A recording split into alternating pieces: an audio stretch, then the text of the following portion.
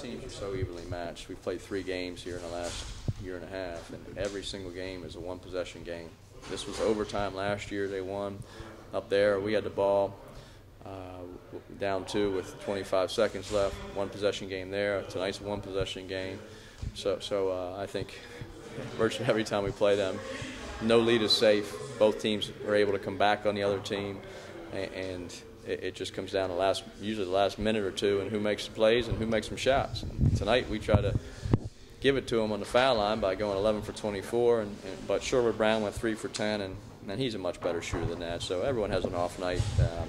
Brett missed 2 down the stretch, and he's a good foul shooter. So I was happy that even though we didn't make our free throws, we were able to stop them on the defensive end, and especially in the last 3 minutes of the game. You said on the radio that, I was thinking the same thing. When Lejeune hit that three-pointer, 6-point lead, about 4.5 minutes left or whatever it was, that, it's kind of like, uh-oh. What's the difference in this team being able to withstand this and to come back and do this? What's the difference with these kids at this point?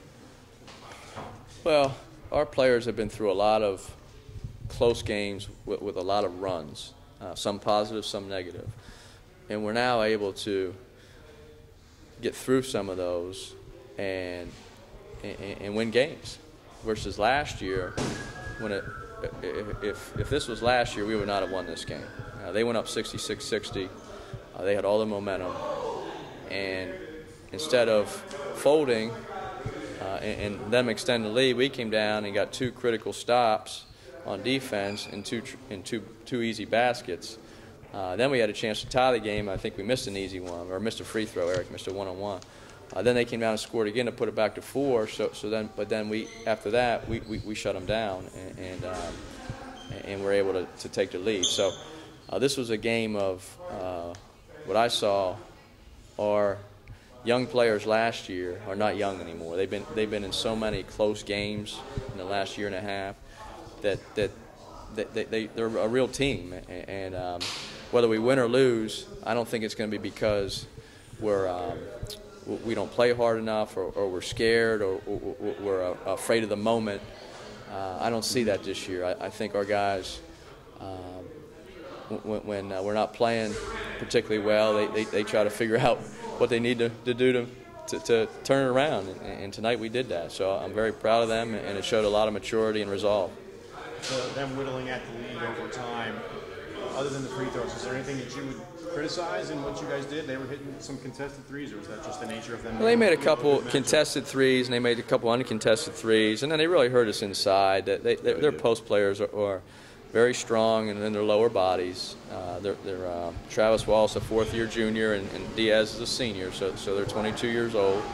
Our guys a little thinner, a little younger, and they're very good at what they do.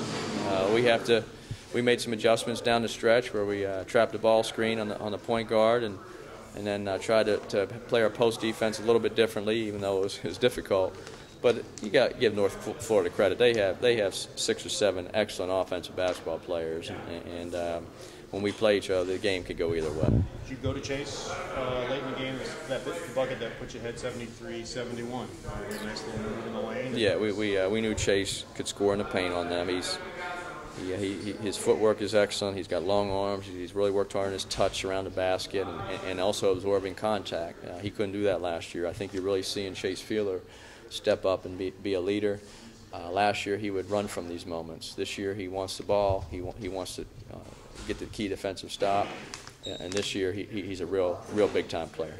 Big road swing coming up. You guys are in great shape. You held serve at home, but this is a really big road swing for you guys. Upstate, predicted to be way up there. East Tennessee State, always kind of a tough match. Yeah, it's two tough places to play. We lost both road games there last year. In fact, we played them the last weekend. Upstate's 2-0 in the league. They haven't lost yet, and they had the preseason. Last year they had the Player of the Year, the Freshman of the Year, and the Coach of the Year. So they're awfully good. And ETSU plays that zone. And anytime you walk into that building, it's a unique and tough place to play. And so we need to have a day off tomorrow, and then get back at it Wednesday and try to prepare on short notice. Really some really strong minutes for DeJuan. DeJuan's played excellent basketball the last 3 games, and he was able to give us 15 minutes tonight. He had 20 minutes against Jacksonville. So he's playing smarter. He's playing faster. He's playing much better defense, and he's being a true point guard. So if he can keep giving us that effort off the bench, it really help us down the stretch. Phillip gave you a couple of good threes tonight, and he's played pretty well. Who's Seems that? like Phillip recently, and I've talked to Estes a little bit, and apparently the pain's just really not going to go away. He's just learning to deal with it a little better, and et cetera. I think with Phillip, the tough part was not knowing whether he was going to have surgery, if he was even going to play this year. He was playing limited minutes. He was out of shape early in the season. He wasn't practicing. We were trying to play him in games, limited time. He wasn't playing very well because it's at the Division I level. You just can't walk on the court and not practice, and he was trying to do that. So he was frustrated. He was out of shape. He was injured. He had a lot of pain.